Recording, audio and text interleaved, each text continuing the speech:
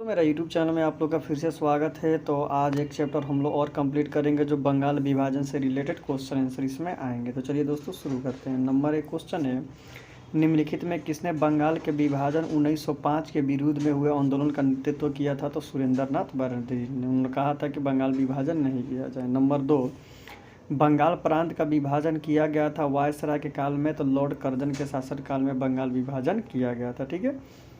Number 3, British वस्तुओं के बहिष्कार का सुझाव सबसे पहले किसने दिया था? तो कृष्ण कुमार मित्र ने दिया था।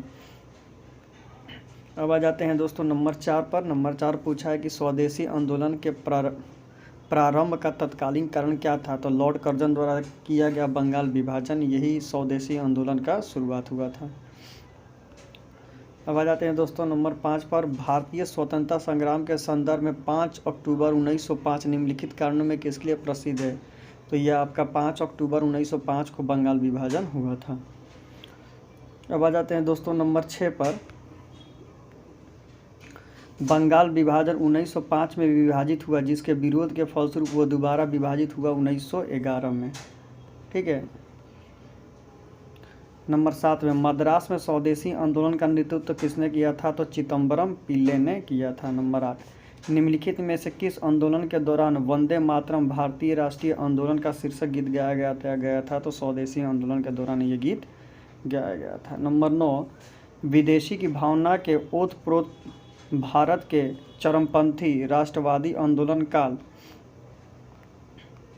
के संदर्भ में निम्नलिखित में कौन सा कथन सही है? तो नंबर 1 हो जाएगा, लियाकत हुसैन ने बारीमाल से मुस्लिम किसानों के आंदोलन में उनका नेतृत्व किया था। ठीक है, ये सही है।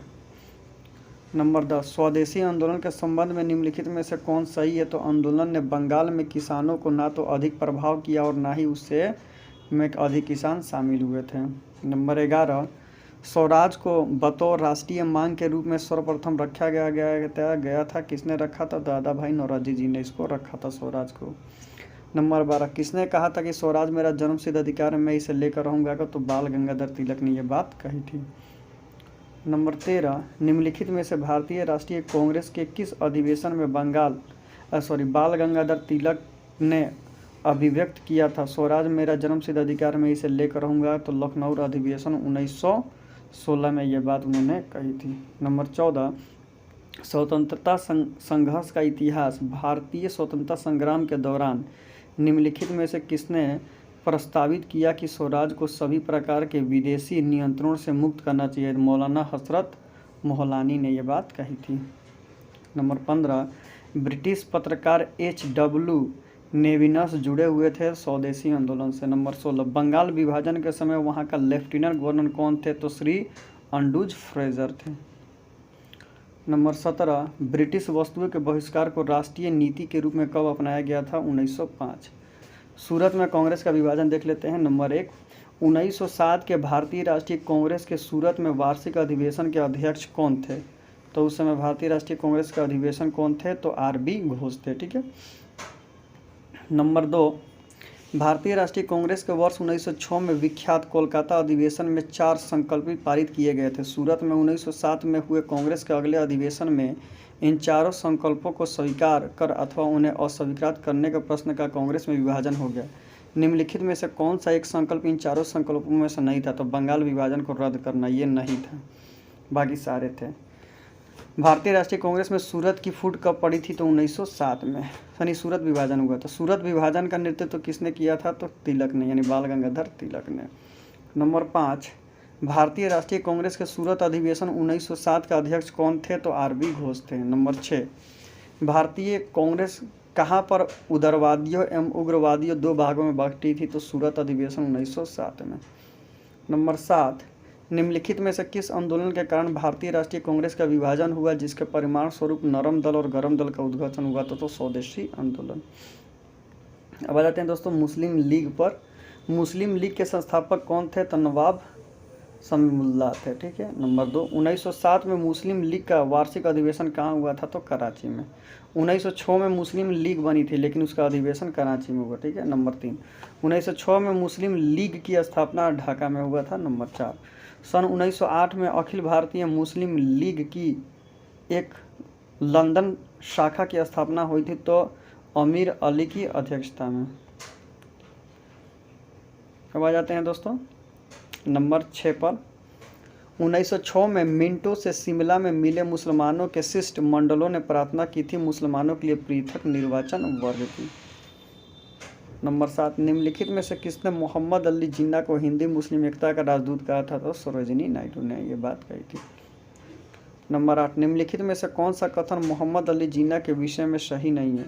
तो वे सदैव डायरी रखते थे। ये गलत बात है, वो डायरी वगैरह कुछ नहीं रखते थे। नंबर 9, वो कौन सी तिथि थी जब मुस्लिम लीग ने पाकिस्तान दिवस मनाया था? तो 23 मार्च 1945 को।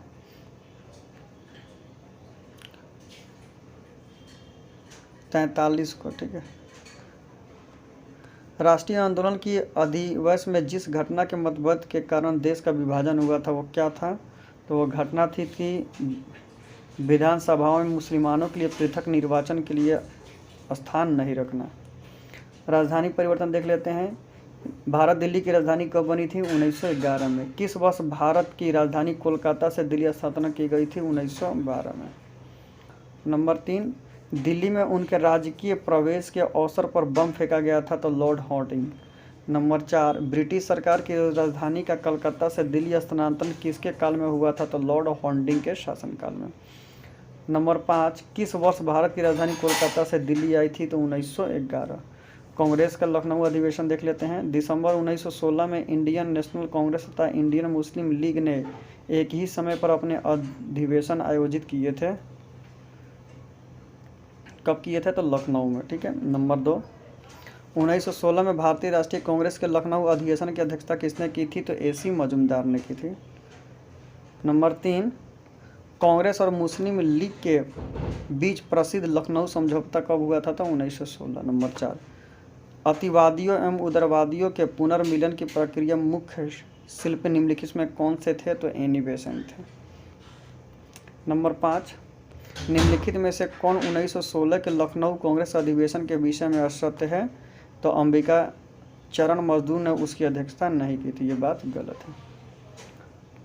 होम रूलिंग आंदोलन देख लेते हैं। नंबर 1, 1915-16 में 2 होम रूलिंग आरंभ किया गया था तिलक और एनी बेसेंट के नेतृत्व में। नंबर 2, प्रथम विश्व युद्ध के दौरान आंदोलन जो भारत में लोकप्रिय हुआ था वो था होम रूल आंदोलन। नंबर 3, लंदन में होम रूल सोसाइटी का आरंभ किसने किया था? तो श्यामजी कृष्णन ने किया था। नंबर 4, निम्नलिखित में कौन होम रूल आंदोलन से नहीं जुड़े हैं? तो CR दास, चित्तरंजन दास इससे नहीं जुड़े थे।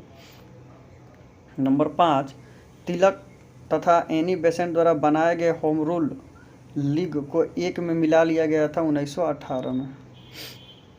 नंबर 6, होम रूल लीग के संबंध में निम्नलिखित में से क्या असत्य है? तो तिलक और एनी बेसेंट के मतभेदों के दोनों लीग बनी रही। नंबर 7, बाल गंगाधर तिलक को लोकमान विशेषण कब दिया गया था? तो होम रूल आंदोलन के समय दिया गया था। तो दोस्तों आई थिंक मैंने ये चैप्टर आपको कंप्लीट करवा दिया। अगर वीडियो अच्छा लगे तो चैनल को सब्सक्राइब करें। तो thank you so much for watching this video. Thank you everyone.